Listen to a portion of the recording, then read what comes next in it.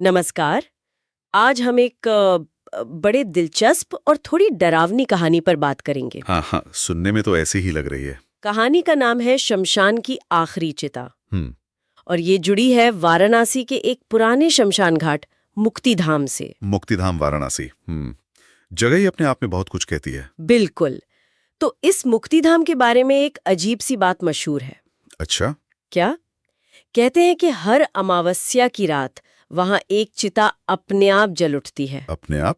मतलब बिना लकड़ी, बिना किसी शरीर के? हाँ, बिल्कुल वैसे ही। और इतना ही नहीं, उस जलती चिता के पास एक औरत का साया भी दिखता है। साया? हाँ, और कहते हैं उसकी आंखों से राख टपकती है। आंखों से राख? अरे बाप रे, ये बहुत ही अजीब और विचलित करने वाली छवि है ना? हाँ। देखिए, ऐसी जो स्थानीय किंवदंतियां होती है ना, उनमें अक्सर ऐसे ही चौंकाने वाले विवरण होते हैं। सही। और अमावस्या का जिक्र ये भी महत्वपूर्ण है। इसे अक्सर अंधेरी ताकतों या आत्माओं से जोड़ा जाता है। लेकिन ये सिर्फ भूत प्रेत की बात नहीं लगती मुझे। ये शायद मतलब मृत्यु और उसके बाद क्या होता है उससे जुड़े हमारे गहरे सांस्कृतिक डर को दिखाती है। हाँ, खासकर वाराणसी जैसी जगह पर जहाँ लोग मुक्ति के लिए जाते हैं। बिल्कुल। मुक्ति की तलाश जहाँ सर्वोपरि हो, वहाँ ऐसी कहानियां और गहरे मायने रखती हैं। अच्छा, तो कहानी में आगे बढ़ते हैं।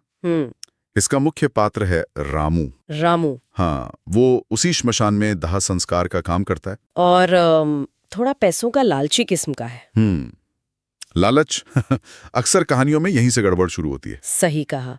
तो कहानी में ट्विस्ट आता है एक अमावस्या की रात। अमावस्या की रात, ठीक। एक अजनबी आता है रामू के पास, रहस्यमयी सा, और वो रामू को बहुत सारे पैसे देता है। किस लिए? कहता है कि उसकी पत्नी का शव है, उसे तुरंत जला दो और चुपचाप, बिना किसी सवाल जवाब के। अच्छा, और रामू जाहिर है मान गया होगा। हाँ, पैसों का लालच था तो रामू मान जाता है। और यहीं से चीजें अलौकिक होनी शुरू होती होंगी।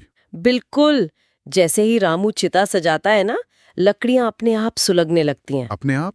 बिना आग लगाए? हाँ, और फिर जब वो आग लगाता है तो लपटें पीली या नारंगी नहीं, नीली हो जाती हैं। नीली लपटें? अरे, ये तो मतलब अप्राकृतिक माना जाता है ना? हाँ, और हवा एकदम बर्फीली ठंडी हो जाती है।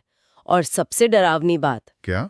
चिता पर जो शव रखा था उसकी आंखें खुल जाती हैं। आंखें खुल जाती हैं? बाप रे, ये तो बहुत ही सिहरण पैदा करने वाला है ना?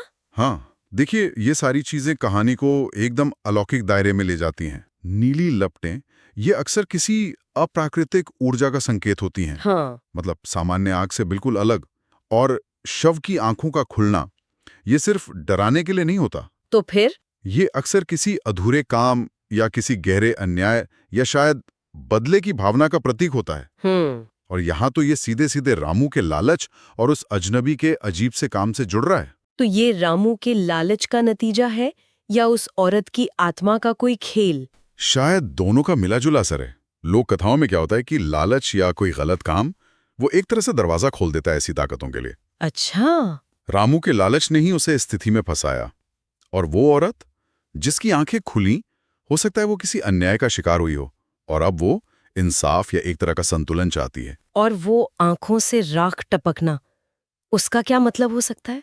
वो भी बहुत अजीब है। आंखों से राख, शायद ये पवित्र भस्म का एक भयानक उल्टा रूप है जो शुद्धि नहीं बल्कि अधूरेपन और किसी श्राप का प्रतीक बन गया हो। उफ, ये सुनकर तो वाकई रोंगटे खड़े हो रहे हैं। कहानी में आगे क्या होता है? रामू का क्या हुआ? रामू जाहिर है डर के मारे भागता है वहां से। हाँ, भागेगा ही। लेकिन जैसे ही वो मुड़कर देखता है, वही जलती हुई औरत उसे चिता के पास खड़ी दिखती है, मुस्कुराते हुए। मुस्कुराते हुए? हाँ। और वो कहती है, हर अमावस को मुझे नहीं, खुद को जलाना होगा रामू। खुद को जलाना होगा? इसका क्या मतलब हुआ? ये शायद कहानी का सबसे ज्यादा सिहरा देने वाला हिस्सा है। ये सीधा इशारा है कि रामू अब उस चिता से, उस औरत के श्राप से बंध गया है। मतलब उसे अपने लालच की कीमत चुकानी पड़ेगी? हाँ, बार बार, शायद हमेशा के लिए।